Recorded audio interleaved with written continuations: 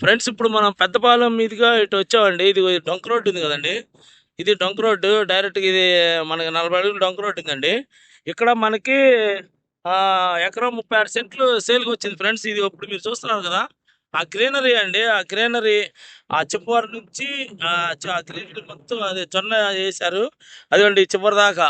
ఇదిగోండి ఇటు ఉంది, అక్కడ స్తంభం ఉంది ఫ్రెండ్స్. అక్కడ స్తంభం దాకా, అక్కడ స్తంభం నుంచి ఇదిగోండి ఇక్కడ ట్రాన్స్ఫారం ఉంది చివర.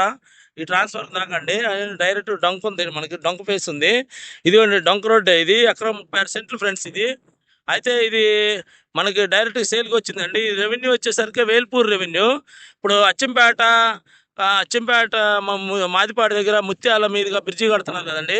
ఆ బ్రిడ్జి కడితే మనకి దీనికి రవాణా ఫుల్గా ఉంటుందండి. అంటే కృష్ణా జిల్లా జకేపేట నుంచి డైరెక్ట్ రావచ్చు ఇటు. అంటే అచ్చంపేట మీదుగా మనం ఇటు సత్తెనపల్లి వెళ్ళిపోవచ్చండి. అదే కాకుండా ఇటు రాజధాని కూడా చాలా దగ్గరగానే ఉంటుంది.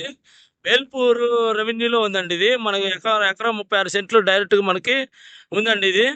ఇంట్రెస్ట్ ఉన్న వాళ్ళు నాకు ఫోన్ చేయండి ఫ్రెండ్స్. ఇది ఇది బాగుంటుందండి. ఇది డొంక రోడ్డు ఫేస్, డైరెక్ట్ డొంక ఉంది అంటే కారు వచ్చింది పొలంలోకి.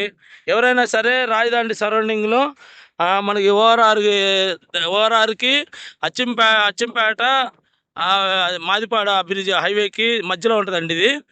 ఇది ఇంట్రెస్ట్ ఉన్న వాళ్ళు నాకు ఫోన్ చేయండి ఫ్రెండ్స్. ఉంటానండి. Bye friends.